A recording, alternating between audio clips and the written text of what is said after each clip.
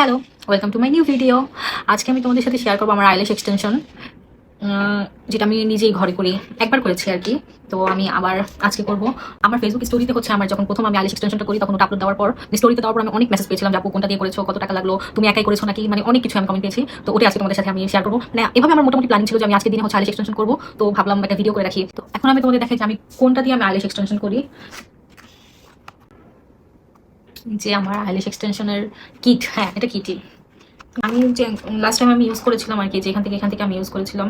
আচ্ছা আমি এটা খুলে নেই, এই যে এখন ক্লিয়ারলি দেখা যাবে। তো আমি এগুলো ইউজ করেছিলাম।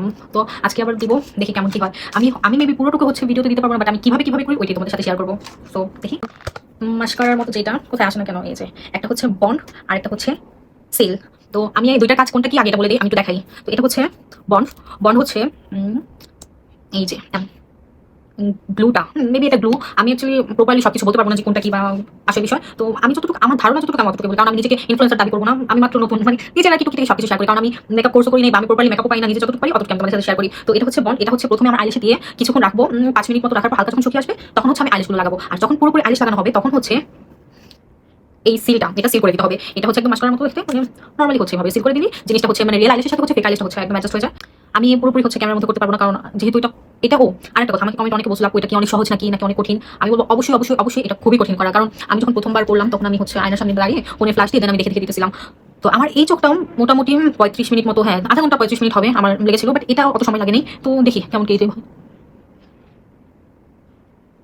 আরেকটা কথা, আমি হচ্ছে একটা অনলাইনে মেকআপ কোর্স করেছিলাম ইকরার কাছে, অথই। ওকে তোমরা মোটামুটি সবাই চিনবা, উপরে বললেও প্রবলেম নেই। অথই, তো অথই আমার মেন্টর। ওর থেকে হচ্ছে আমি মানে এখানে ও একটা স্কচ টেপ লাগিয়ে দেন করেছিল, বাট আমার কাছে হচ্ছে ওরকম স্কচ টেপ নেই, যার জন্য আমি হচ্ছে এটা দিয়ে লাগাচ্ছি, মানে আমার হাত দিয়ে ধরেই লাগাচ্ছি। এখন এখান থেকে তোমাদের চোখের অনুযায়ী এটা তোমরাই চুজ করে নিবা, কারণ আমি এটা বলবো না যে এটা আগে দাও ওটা আগে দাও, কারণ এক একজনের চোখের শেপ এক এক রকম। তো এটা যার যার যেমন পছন্দ, কারো ঘন পছন্দ, কারো পাতলা পছন্দ। তো ওইভাবেই তোমরা করে নিবা, কারণ এটা আমার বলার মতো কিছু নেই। তো আমি আমার চুজ মতো আমি করে নিচ্ছি।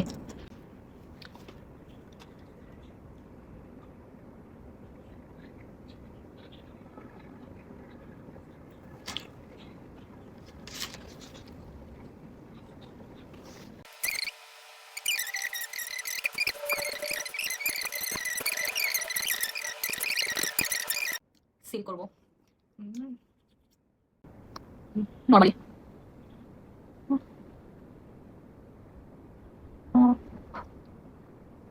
এবার নর্মাল সিল করে নিলে হবে।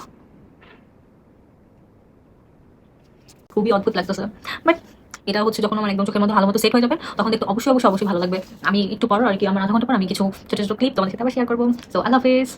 अब मुझको जाना है कहाँ के, तू ही सफर है आखिरी, कि तेरे बिना जीना मुमकिन नहीं, न देना कभी मुझको तू फासले, न तुझे